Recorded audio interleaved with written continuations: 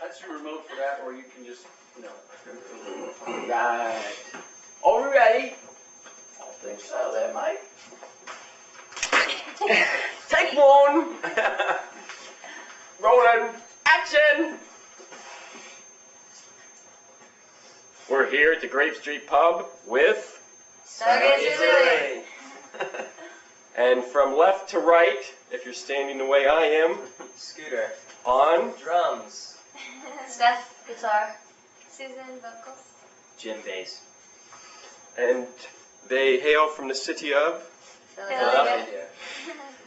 These are easy questions. So far, it sounds good. Now we get tougher, huh? How old are you? 1, 2, 3. Oh, too slow. All right. Now you guys have a CD. Yes, we have 2 of them actually. 2 CDs. You've been together for how 2 and a long? half. One, Yeah. one that's 2 and not a half. born yet. One is we're In the pregnant works. with a third. Oh, you're working on one. Mm-hmm. You're always working on one. Yeah, pretty much. Keep working. Work in progress. Now the one that I've been listening to, that's your last CD, I guess, or your new CD, Which or the is- one that's going to be released soon. That's the one. That's the one I'm Yeah. listening That's the new to. baby. And who's primarily writing the songs on that, on all of these? So did I. Pretty much 50-50 write stuff, Yep. as it comes along, and then we bring it to the band, and we all kind of put in our 2 cents and arrange it together so that it becomes a Stargazer phenomenon.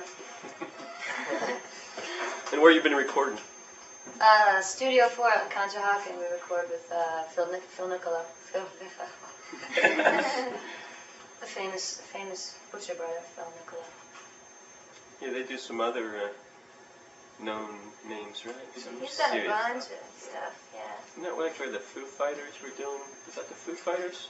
They did the Fugees. Oh, the They did Fugees, yeah, it's the Hill, Fugees. Cypress Hill, all the Rough House Records stuff. Crisscross. Crisscross. So Yeah. they keep trying to get us to come up with some sort of gimmick like clothes backwards, and we're like, we haven't found the right thing yet. So far we're going with sloppy dressing. It's our gimmick. It's like catching on across the nation. How many songs are on that CD? It's a lot of songs, and you guys are writing a lot of songs. 11. Or 11, yeah, but Yeah.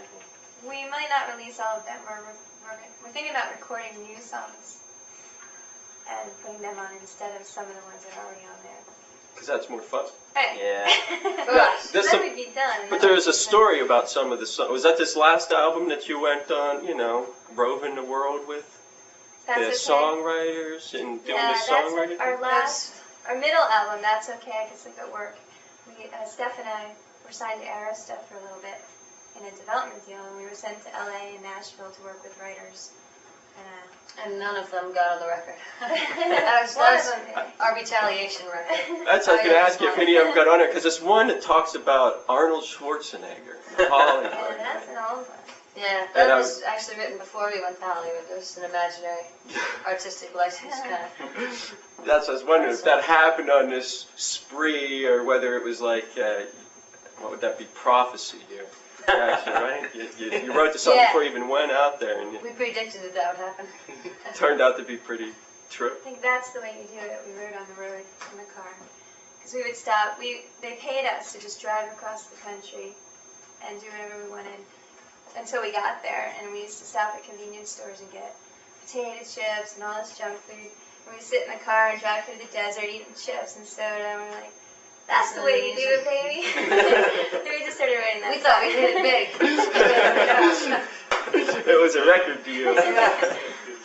Spending the label's money for chips. It's better than buying my own lunches. Now that you mentioned that song, that's got a lot of, what would you call it, soul to it, right? Now who's that I hear singing? I haven't seen that song live yet. Stephanie. Who gets that soul thing? It's just like screaming Well, in yeah, the that's me. background. And it was both of us, actually. But I start fresh, so I'll take it. She's more soulful than I am. And that works to, now you guys kind of write the songs on acoustic guitars and get the whole thing, the feel of the thing, and then the rest of the band kind of comes in and gets the rhythm and turns it into rock or something like that? Well, that's a good They question. take what we try to do and they make it into this big mess. We're like, hey, where's my song? We're like, oh. Actually, I have to say that's the way to do it, baby. Probably is more of a band effort than probably any other song. Because when we thought of the idea, we were just like, we should write a song that says, that's the way you do, baby. That's the way. And that was kind of like our whole idea. So we just kind of threw it all together. We all came up with different parts and stuff, and it was written a million ways. But yeah, it was like more than any song, a band's invention. Now, there's another song on there. The name's escaping me, but you'll know when I start talking about it, because I like the acoustic sound of it. I guess it's a bongo at the beginning of the thing, right? The train song. Yeah, the train song. Because I could see pictures of train footage going on that. And I already have it in the head, but who's responsible for that drumming at the beginning of that? Who's doing it? You're doing that, all right. No, that's nuts. I like that.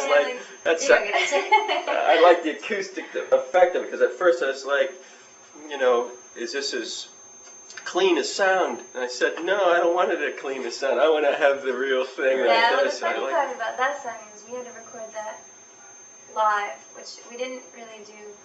I mean, we put on just scratch tracks of a lot of the stuff, and then we'd go over and redub it, which we couldn't do with the train song. We had to do, everybody had to play their part the right way the first time, or the second time, or the third time. Or the fifth time. And so the bongos are just, I had to be in a secluded room playing the bongos, and I played them on my lap, which is probably the worst way you should play a bongo, because it just doesn't sound right.